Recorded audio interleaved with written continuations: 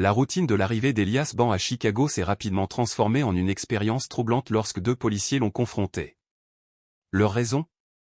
Un rapport vague et trop général sur une personne suspecte qui n'offrait pratiquement aucun détail tangible.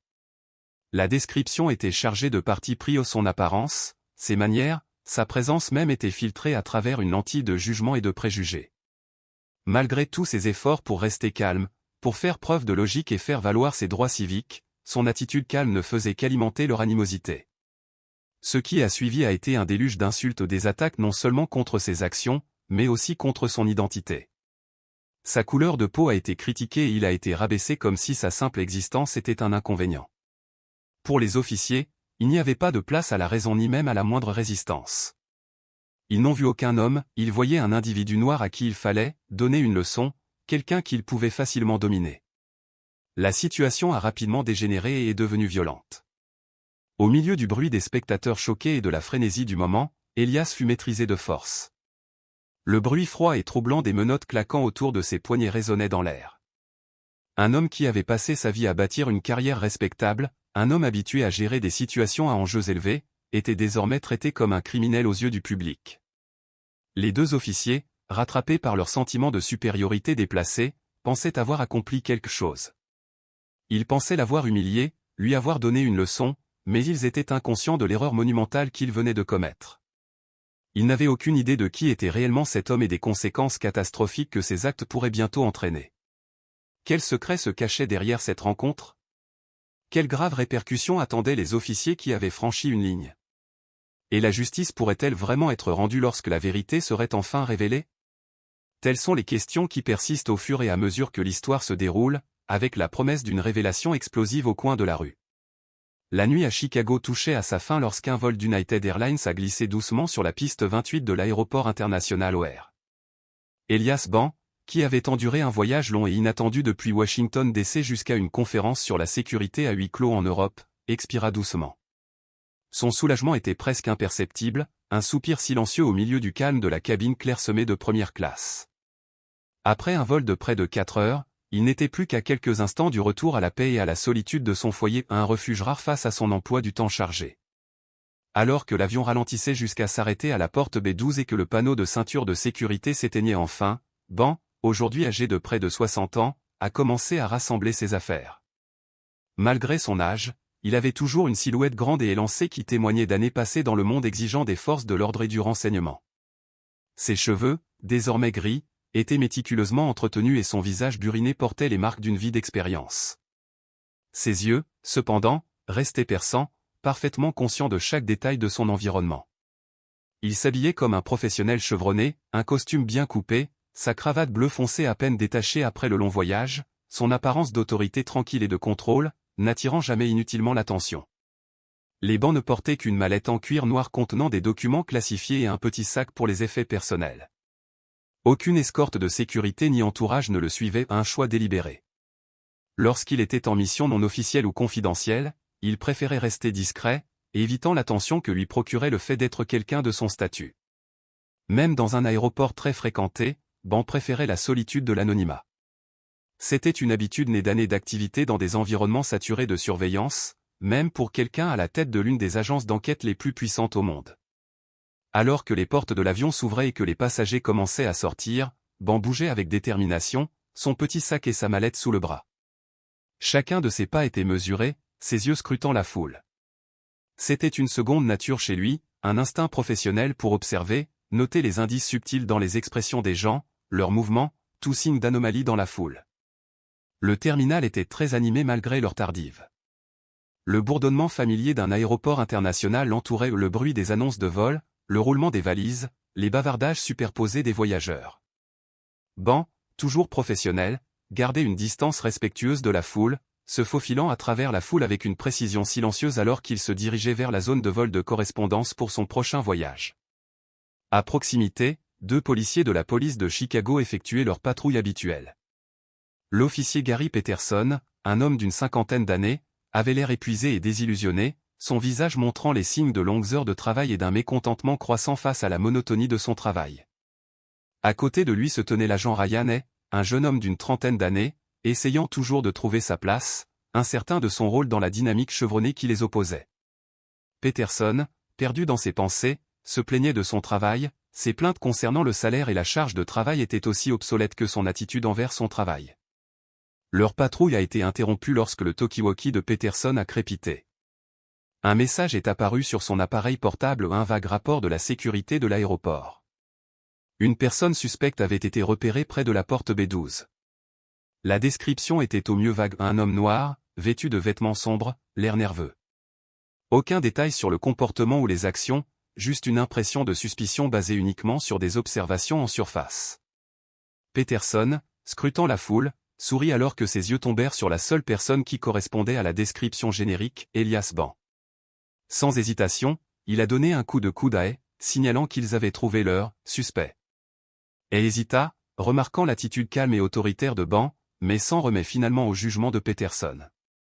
Il n'avait aucune raison de remettre en question son supérieur, même si ce jugement était brouillé par ses propres préjugés. Les officiers ont approché Ban avec un air d'autorité qui a rapidement révélé sa véritable nature, l'arrogance. Ils lui bloquèrent brusquement le chemin et Peterson parla d'un ton sec et dédaigneux, « Monsieur, arrêtez !» Ban, toujours calme, se tourna vers eux. Son expression ne trahissait ni surprise ni peur, juste une subtile lueur d'agacement. Il avait déjà été confronté à ce type de situation, mais moins fréquemment ces dernières années, car sa position lui apportait un certain respect et une certaine reconnaissance. Y a-t-il un problème, officier, a-t-il demandé, sa voix égale, contrôlée le calme d'un homme habitué aux situations de haute pression. Pour Peterson, ce calme était un défi, une sorte de défi. Il se rapprocha plus que nécessaire, envahissant délibérément l'espace personnel de Ban alors qu'il l'examinait de la tête aux pieds. « Nous avons un rapport concernant une personne suspecte correspondant à votre description, » a déclaré Peterson, d'un ton sec, presque accusateur. « Montrez-moi votre pièce d'identité, s'il vous plaît. » La demande était brève, supposant que Ban s'y conformerait sans poser de questions. Mais Ban, inébranlable, a répondu avec un niveau de professionnalisme auquel Peterson ne s'attendait pas. « Quel est le rapport officiel ?» demanda calmement Ban. « De quoi suis-je soupçonné exactement ? Je comprends que des soupçons raisonnables sont nécessaires avant qu'un citoyen puisse être arrêté ou demander son identification. » La réponse de Ban a été composée et articulée, remettant en question l'autorité des officiers tout en exigeant des comptes. Mais pour Peterson, c'était plus qu'une simple demande, c'était le début d'une confrontation qu'il avait mal calculée. Il parlait avec la précision du jargon juridique, non pas pour se vanter, mais pour rappeler les limites qui régissaient son autorité. Son attitude calme et ses mots soigneusement choisis ne semblaient qu'alimenter l'irritation croissante de Peterson. Peterson détestait perdre le contrôle, surtout face à quelqu'un qu'il considérait en dessous de lui, et sa frustration était palpable. « Ne posez pas autant de questions, » dit sèchement Peterson, son ton trahissant son impatience. « C'est un aéroport. Nous avons le droit de fouiller n'importe qui, » a-t-il poursuivi, d'une voix froide et insinuante. « Montre-moi tes papiers. As-tu quelque chose à cacher ?» Son regard se durcit, presque menaçant. Ban, cependant, a compris que s'engager dans un débat sur la loi risquait probablement d'aggraver encore la tension. Avec un soupir à peine audible, il fouilla dans la poche de sa veste et sortit calmement son permis de conduire de Virginie. Il savait que l'adresse au loin de la ville de Chicago ne ferait qu'accroître la méfiance de Peterson. Peterson lui arracha le permis des mains, l'examinant brièvement avant de se retourner vers Ban avec un ricanement. « Elias Ban de Virginie » se moqua-t-il. « Qu'est-ce que tu fous à Chicago ? Habillé comme si tu allais à une réunion à la Maison-Blanche ?» Sa voix débordait de sarcasme, jugeant clairement l'apparence et le comportement de Ban. « Vous n'êtes pas ici pour des vacances ou pour rendre visite à de la famille, n'est-ce pas ?»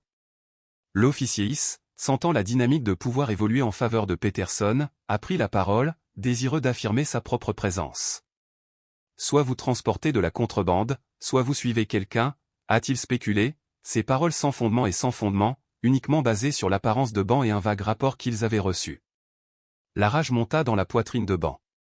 Homme qui avait consacré sa vie à faire respecter la justice, il se retrouvait désormais injustement accusé et humilié par les officiers mêmes qui étaient censés protéger ses valeurs. Malgré le flot d'émotions qui menaçait de briser son sang-froid, des décennies d'expérience dans la gestion de l'adversité l'ont gardé sous contrôle. Il savait que toute réaction motivée par la colère ne ferait que faire le jeu des officiers. « Je suis ici pour affaires », répondit Ban, sa voix froide mais ferme. Et je le répète, ma profession ou ma tenue vestimentaire ne vous concerne pas. Il n'y a aucune raison valable de m'arrêter, de m'interroger de cette manière, ou de lancer ces accusations sans fondement. Peterson se moqua, son rire cruel coupant l'attention. Un voyage d'affaires, hein? Dans quel genre d'affaires louches et secrètes vous mêlez-vous? Ou est-ce le genre d'affaires dans laquelle vos gens s'impliquent? Son utilisation de « votre peuple » était empreinte d'une connotation raciale indubitable. C'est à ce moment-là que Ben ne pouvait plus rester silencieux. Il croisa les yeux de Peterson, son regard aussi tranchant qu'une lame. « Officier, dit-il d'une voix basse mais empreinte d'une autorité indéniable, non seulement vos propos sont complètement inappropriés, mais ils sont manifestement discriminatoires. J'exige que vous mettiez immédiatement fin à ce comportement. Vous avez franchi une ligne. » Le visage de Peterson rougit d'un mélange de colère et d'embarras. Il s'est déchaîné, sa voix augmentant en volume et en venin. « Quand ai-je fait preuve de discrimination à votre égard, beugla-t-il, son ton empreint de moquerie. Celui en question ici, c'est toi. N'essaie pas de m'apprendre quoi que ce soit. Pour qui te prends-tu? » Mais Ben est resté ferme, refusant de reculer. Il a accueilli la fureur de l'officier avec un calme qui n'a fait que rendre Peterson encore plus furieux. « Je suis un citoyen des États-Unis, a déclaré Ben, ses mots coupant l'hostilité, et j'ai le droit de ne pas être harcelé ou maltraité par la police. Si vous n'avez aucune raison légitime de me détenir, alors laissez-moi passer. » Alors qu'il faisait un pas en avant, le mouvement de Ben fut interprété par Peterson comme un défi à son autorité. « Oserez-vous vous éloigner? » cria Peterson, la voix remplie de fureur. « Tu caches quelque chose, je le sais. » Il se tourna vers Rhys avec un regard entendu, comme pour le pousser à l'action. « Tenez-le. Il est peut-être armé. » Cette fabrication flagrante était leur prétexte pour les violences qui allaient suivre. Malgré un moment d'hésitation alors que Rhys rencontrait le regard inébranlable de Ben, il suivit l'ordre de Peterson. Agissant par instinct, Rhys se précipita vers Ben, tentant de lui attraper le bras. Mais Ben, avec des réflexes aiguisés par des années de gestion de situations très stressantes, n'a pas frappé. Au lieu de cela, il repoussa rapidement le bras de Rhys. « Ne me touche pas !» cria Ben, sa voix trahissant enfin la colère qu'il avait contenue. Ce simple acte de légitime défense a été immédiatement interprété comme une résistance, et les deux policiers se sont précipités, l'accusant de résister à son arrestation. « Il résiste !» cria Peterson, son visage se tordant de fureur alors qu'il se précipitait pour aider Rhys. S'en est suivi une bagarre chaotique et violente dans le hall de l'aéroport. Les passagers, surpris par la soudaine éruption de violence, ont commencé à fuir et à sortir leur téléphone pour enregistrer l'incident. Même si Ben était physiquement capable de se défendre, il savait que riposter ne ferait qu'aggraver la situation et mettre en danger son entourage. Pourtant, la force des deux officiers plus jeunes et plus agressifs l'a rapidement submergé. Ils l'ont projeté au sol, l'impact le laissant momentanément abasourdi. Sa mallette et son sac se sont ouverts, éparpillant ses objets personnels sur le sol.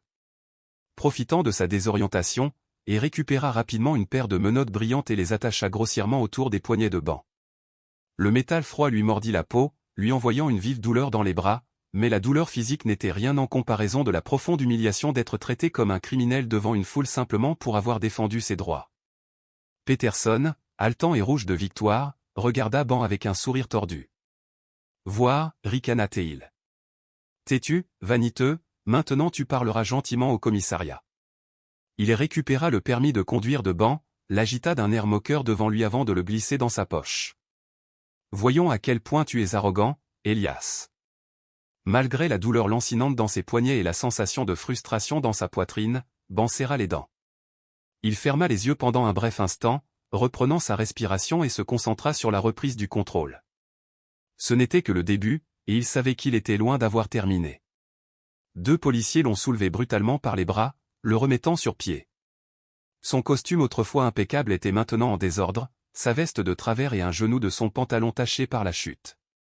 Mais lorsqu'il ouvrait les yeux, il n'y avait aucune trace de peur ou de désespoir. Au lieu de cela, il y avait une détermination froide, une profonde source de force intérieure qui mettait mal à l'aise même les individus les plus endurcis. Peterson, toujours baigné dans l'illusion de la victoire, se pencha vers lui d'un ton moqueur. « C'est bon, Van, ricana-t-il, sa voix ruisselant de dédain alors qu'il soulignait le nom sur le permis, comme pour essayer de se moquer de lui. Très courageux, hein. Très défenseur de vos droits. Et maintenant? Pour qui vous prenez-vous face à nous? La question restait en suspens, une tentative désespérée de le briser. Ben, les poignets douloureux à cause des menottes, se tenaient droit, rencontrant le regard de Peterson avec un regard qui pouvait geler le feu. Sa voix, lorsqu'elle est venue, était claire, inébranlable et étrangement calme face à l'injustice qu'il subissait. Je m'appelle Elias Van. Peterson sourit, pensant qu'il avait enfreint les bancs. Je sais que vous êtes Van. Et votre nom ne veut rien dire ici. Vous n'êtes qu'un fauteur de troubles. Ban ignora l'insulte, ses yeux ne quittant jamais ceux de Peterson. Avec le calme d'un homme qui sait que la vérité est de son côté, il a poursuivi, chaque mot est prononcé clairement. Il fit une pause, permettant au poids de ses mots de s'apaiser. Directeur, dit-il, sa voix empreinte d'une autorité calme mais indéniable. Peterson et échangèrent des regards perplexes, attendant la suite. Bureau fédéral d'enquête, déclara Ban sans hésitation. Les mots restèrent dans l'air et, à ce moment-là, l'énergie de l'aéroport changea. Le bourdonnement des voix et des pas semblait s'effacer tandis que la vérité s'installait comme une lourde pierre. Directeur. Bureau fédéral d'enquête. FBI. Un profond silence s'ensuit et, pour la première fois, les policiers sont contraints de prendre conscience de la gravité de leur erreur. Le jeu avait changé. Le seul son qui restait était le bourdonnement dans leurs oreilles, et le choc était évident sur les visages des agents Gary Peterson et Ryan Hay. Le sourire confiant de Peterson se figea, se fondant lentement dans un air de pure confusion. La rougeur de son visage s'estompa, le laissant pâle, les yeux écarquillés alors qu'il fixait Ban. C'était comme si l'homme menotté devant lui s'était soudainement transformé en quelqu'un d'autre, quelqu'un de complètement méconnaissable. Des sueurs froides commençaient à couler sur son front et ses mains tremblaient de manière incontrôlable. Il ouvrit la bouche, essayant de parler, mais seuls des marmonnements incohérents en sortirent. « Qu'est-ce que vous avez dit ?» Sa voix se brisa, parvenant à peine à s'échapper dans un murmure brisé. Le directeur du FBI, Elias Ban, recula en chancelant, les yeux écarquillés de terreur, prenant conscience de la situation. L'officier Ryan Hay, le plus jeune des deux, a réagi encore pire. Il resta figé, le visage décoloré. Sa prise sur les bras de Ban se relâcha involontairement. Il jeta un regard de Ban à Peterson, son expression remplie de supplications désespérées, puis jusqu'aux menottes. Ces menottes liaient désormais l'homme le plus puissant des forces de l'ordre fédéral, l'homme qu'il venait d'arrêter. « Mon Dieu, murmura Hay, la voix tremblante. Ça ne peut pas être réel. Ça ne peut pas être vrai. » Ses jambes fléchirent sous lui, ses genoux tremblaient de manière incontrôlable. Le changement d'attitude des officiers d'arrogant et de contrôle à terrifiés et suppliants fut si dramatique, si soudain, que ceux qui les entouraient, même s'ils n'avaient pas entendu la conversation, pouvaient sentir que quelque chose de vraiment grave venait de se produire. Des chuchotements et des murmures commencèrent à se propager dans la foule, remplacés par des regards perplexes et curieux sur les trois hommes. Les téléphones, toujours en train d'enregistrer, ont capturé chaque instant de cette tournure choquante des événements. Peterson fut le premier à sortir de son silence stupéfait.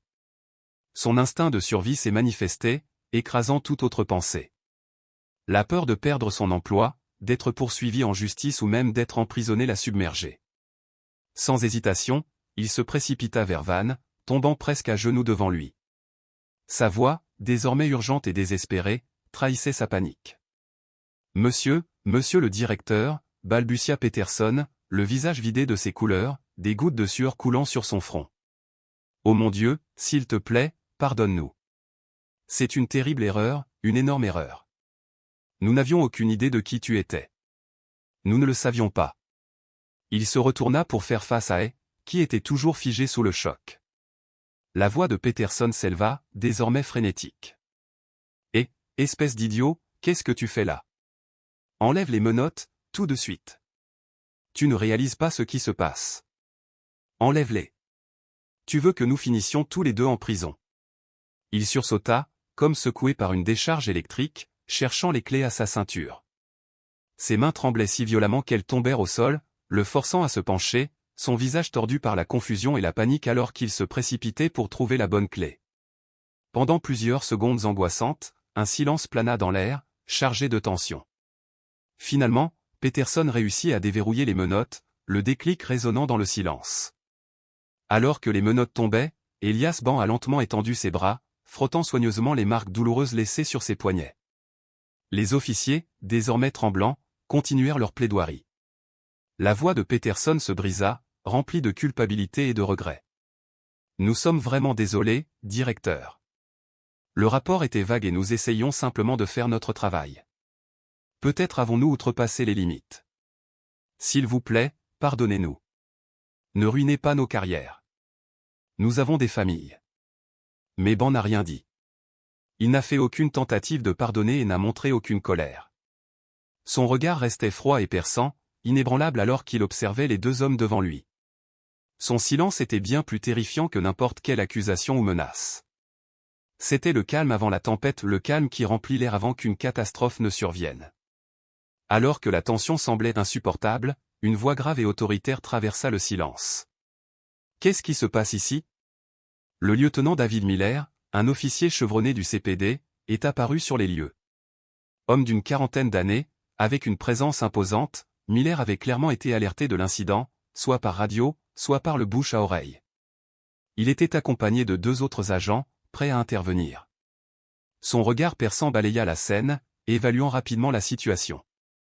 Elias Ban se tenait là, vêtu d'un costume, les poignets rougis par les menottes, face à 2 officiers pâles et échevelés, Peterson et Hay, qui babillaient de manière incohérente, pris dans les filets de leur propre peur.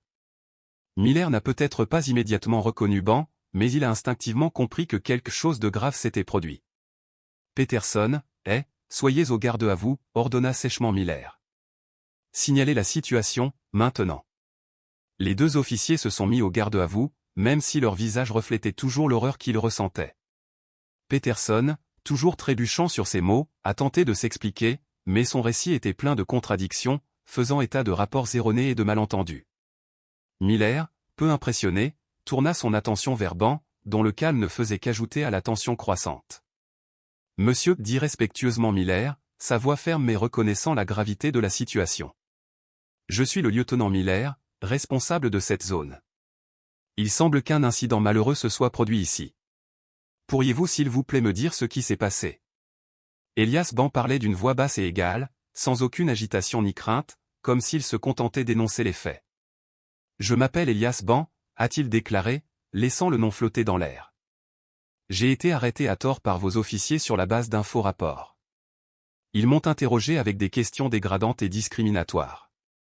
Lorsque j'ai demandé pourquoi et refusé de répondre à leurs questions inappropriées, ils m'ont accusé de résister à mon arrestation. Ils ont utilisé une force excessive et m'ont menotté. » Le visage de Miller devenait plus sérieux à chaque mot prononcé par Ban. Il reconnaissait le nom maintenant, mais le véritable impact de ce moment ne le frappa qu'après la déclaration suivante de Ban. « Pour plus de clarté, lieutenant, je suis le directeur du Federal Bureau of Investigation. » Le choc de cette révélation frappa le lieutenant Miller comme un coup de foudre. Son esprit s'emballa et pendant un instant, il resta figé, regardant tour à tour Ban et les 2 officiers. Il comprenait désormais la source de leur terreur. « J'ai entendu parler du directeur du FBI, Elias Ban, mais je n'ai jamais eu le malheur de le rencontrer en personne, pensa Miller. Ce n'était pas une situation ordinaire. Sans perdre un instant, Miller est passé à l'action. Sa voix est devenue autoritaire et autoritaire. Vous 2, remettez immédiatement vos armes, vos insignes et vos radios. Vous êtes suspendus pour une durée indéterminée, dans l'attente de l'enquête. Les officiers, toujours visiblement secoués, n'ont pas résisté. Ils obéirent en silence, leur avenir scellé à ce moment-là. Alors que Peterson ait été escorté, Miller se tourna vers Ban, le visage plein de sincère remords. « Directeur Ban, » commença-t-il d'une voix sincère. « Au nom du département de police de Chicago, je vous présente mes plus sincères excuses pour les actions totalement inacceptables des agents sous mon commandement. Cet incident est à la fois grave et embarrassant. Nous nous engageons à mener une enquête complète et transparente. » Ban hocha légèrement la tête, reconnaissant les excuses, mais son expression resta glaciale. « Lieutenant, j'apprécie votre professionnalisme, » dit Ban d'un ton froid. « Mais j'espère que cet incident sera officiellement documenté. Plus important encore, j'exige que toutes les vidéos et tous les sons capturés par les caméras corporelles des agents Peterson et soient préservés dans leur intégralité, sans modification. Cela servira de preuve clé. » « Nous veillerons à ce que votre demande soit satisfaite, directeur, » répondit fermement Miller. Nous coopérons pleinement à toute enquête, y compris les enquêtes fédérales. La nouvelle de cet incident choquant s'est rapidement propagée aux plus hauts échelons de la police de Chicago et des agences fédérales.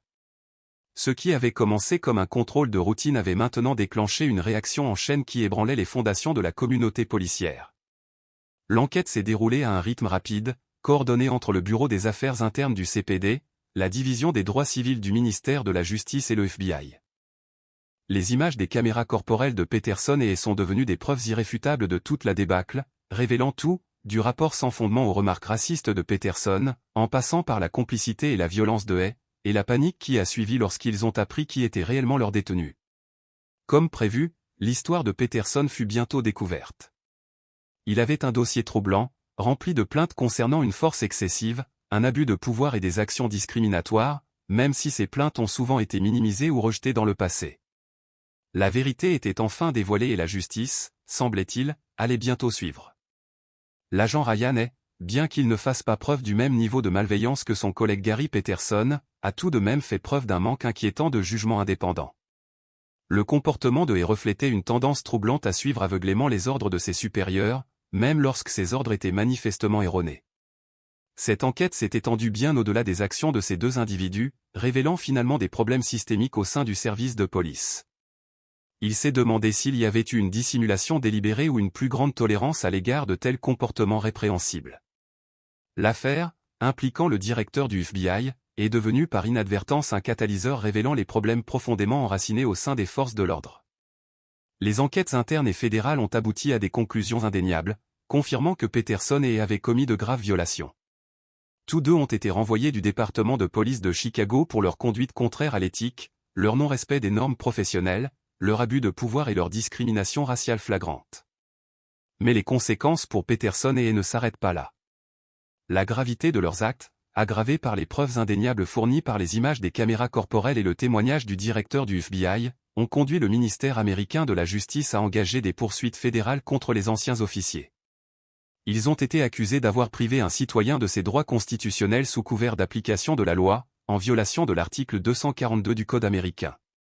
Cette disposition, qui cible les fonctionnaires qui abusent de leur pouvoir pour priver les citoyens de leurs droits, a de graves conséquences. En outre, les deux hommes faisaient face à des accusations supplémentaires en vertu de la loi de l'État de l'Illinois, notamment des voies de fait et des séquestrations. Le procès de Peterson est rapidement devenu un spectacle public, attirant l'attention des médias. Il ne s'agissait pas simplement de deux officiers voyous, il s'agissait d'un test critique de responsabilité au sein des forces de l'ordre, un moment charnière dans la lutte en cours contre l'injustice raciale dans le système juridique. Dans la salle d'audience fédérale du district nord de l'Illinois, l'atmosphère était pleine de tension. Peterson était assis à la table de la défense, paraissant plusieurs décennies plus âgé, le visage tiré et hagard. Les officiers autrefois arrogants semblaient maintenant petits, les yeux remplis d'anxiété et de terreur. Le poids de leurs actes les avait amenés à une dure réalité. Pour l'accusation, les avocats du ministère de la Justice ont présenté un dossier convaincant et minutieux. Ils ont fait valoir que les deux policiers avaient agi sur la base de préjugés raciaux et non sur la base d'aucune preuve factuelle. Leur abus de pouvoir a été souligné par leur agression non provoquée et la détention illégale d'un individu innocent. Les images de la caméra corporelle ont joué un rôle central dans le procès, avec chaque mot et chaque action de Peterson pleinement visible. Les jurés et les spectateurs étaient incrédules, car les preuves étaient irréfutables. Le moment le plus fort du procès a été le témoignage du directeur du FBI, Elias Ban. Calme, posé et impeccablement professionnel, Ban a pris la parole avec une grâce qui a laissé un impact durable. Il a raconté l'intégralité de l'incident, détaillant les violations de la loi et des droits civils dont il a été victime, mais il l'a fait sans colère ni soif de vengeance. Son témoignage clair et concis a non seulement servi de récit de victimisation personnelle, mais aussi de rappel poignant de l'intégrité et de l'honneur des professionnels chargés de l'application de la loi. À ce moment-là, Ban incarnait les principes mêmes que les deux accusés avaient trahis. La défense, désireuse de minimiser les accusations, a fait valoir que l'incident était un simple malentendu. Ils ont affirmé qu'il s'agissait d'une erreur de jugement momentanée au cours d'une journée de travail autrement stressante et que leur client éprouvait de profonds remords. Ils ont également tenté de détourner l'attention de l'aspect racial de l'affaire, suggérant que les commentaires faits par Peterson étaient nés d'une tension momentanée et ne reflétaient pas leur véritable caractère. Pourtant, ces arguments n'ont pas abouti. Les preuves vidéo et le témoignage de Ban étaient irréfutables, ne laissant que peu de place au doute. Après des jours d'intenses délibérations, le jury s'est retiré pour examiner son verdict. Le silence dans la salle d'audience était palpable à mesure que les minutes s'éternisaient. Finalement, la porte de la salle de délibération s'ouvrit. 12 jurés sont arrivés, le visage illisible. Le président du jury se leva et commença à lire le verdict. Pour l'accusé Gary Peterson, accusé de violation des droits civils sous couvert de la loi, le jury le déclare coupable. Il a poursuivi, sous l'accusation de voie de fait au 3e degré, coupable. À chaque déclaration, il devenait clair que Peterson et subirait toutes les conséquences de leurs actes. Le verdict a été un coup de massue. Peterson et ont été reconnus coupables de toutes les principales accusations portées contre eux. Peterson baissa la tête, ses épaules tremblant sous le poids du jugement. Et ferma les yeux, les larmes coulant sur son visage, alors que la réalité de leur sort s'installait. L'espoir d'une issue clémente, une illusion éphémère de pardon, fut brisé. L'audience de détermination de la peine était prévue quelques semaines plus tard.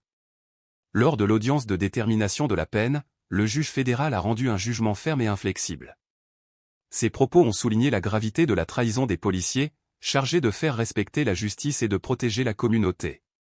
Il a condamné leur abus de pouvoir, affirmant que leurs actes ne constituaient pas seulement une offense personnelle mais une menace directe pour les fondements même d'une société juste.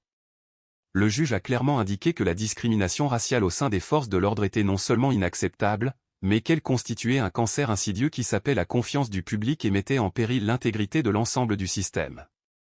Les actions des accusés, a déclaré le juge, le regard inébranlable alors qu'il s'adressait à Peterson et n'ont pas seulement nui à la victime dans cette affaire. Ils ont terni la réputation de milliers d'officiers dévoués qui risquent leur vie chaque jour pour protéger le public. La discrimination raciale doit être éradiquée des forces de l'ordre. Les paroles du juge ont résonné dans toute la salle d'audience, et lorsque la phrase finale a été lue, il était clair qu'il s'agissait d'un message aux implications considérables. Peterson et ont été condamnés chacun à 6 ans de prison fédérale, une peine sévère qui souligne le message selon lequel l'abus de pouvoir et le racisme ne seraient pas tolérés, en particulier par ceux chargés de faire respecter la loi. Lorsque Peterson et ont été emmenés par des huissiers, leur carrière et leur liberté ont connu une fin brutale et dévastatrice. Leurs actes, commis en quelques instants, entraîneraient désormais des années de compte derrière les barreaux. Elias Ban, présent lors du prononcé de la peine, a suivi les débats avec un paisible sentiment d'acceptation. La justice a été rendue, quoique tardivement. Alors que la décision était lue, Ban hocha la tête, non pas avec triomphe, mais en comprenant qu'il s'agissait d'un chapitre nécessaire dans un combat beaucoup plus vaste. Des mois se sont écoulés depuis le procès, alors que Ban se tenait dans son bureau du bâtiment J. Edgar Hoover, face à Pennsylvania Avenue, les événements de cette journée fatidique à Chicago restaient encore gravés dans son esprit. Il n'y avait aucun sentiment de joie ou de victoire. Justice a été rendue, mais le poids émotionnel de l'expérience demeure. Il comprenait très bien que sa position de directeur du FBI avait joué un rôle important dans la résolution rapide et approfondie de l'affaire. Son autorité l'avait protégé, mais il ne pouvait s'empêcher de se demander si la victime avait été un citoyen ordinaire, un homme noir d'âge moyen sans titre de directeur du FBI, le résultat aurait-il été le même? Son cas aurait-il été rejeté comme un malentendu, avec seulement des excuses symboliques présentées? L'amère réalité était que, selon toute vraisemblance, la réponse aurait été non. L'incident, bien que douloureux et humiliant, a rappelé brutalement les problèmes systémiques qui persistent, en particulier au sein des forces de l'ordre. Le racisme et l'abus de pouvoir restent profondément enracinés dans les institutions mêmes qui sont censées protéger et servir. Ban, malgré sa position, ne connaissait que trop bien cette vérité. Il soupira en se détournant de la fenêtre. Sa responsabilité était immense, non seulement en tant que chef du FBI mais aussi en tant que leader s'efforçant de créer un changement au sein du système. La bataille plus vaste contre l'injustice, les inégalités et la discrimination s'est poursuivie. Il fallait une détermination et un courage inébranlables, non seulement pour faire respecter la loi, mais aussi pour œuvrer à un avenir où la vraie justice prévaudrait et où personne ne serait traité injustement en raison de sa race, de son statut ou de ses origines. Alors que Ban s'asseyait à son bureau, il savait que son travail était loin d'être terminé. Son expérience personnelle lui a permis de mieux comprendre les failles du système et il continuera à se battre pour un avenir où la justice ne dépendra pas du titre ou de la position de chacun. La lutte pour une société véritablement juste exigera un travail inlassable, mais il est déterminé à continuer d'avancer. Après tout, la vraie justice ne devrait jamais dépendre de qui vous êtes ou du titre que vous détenez. Merci d'avoir lu.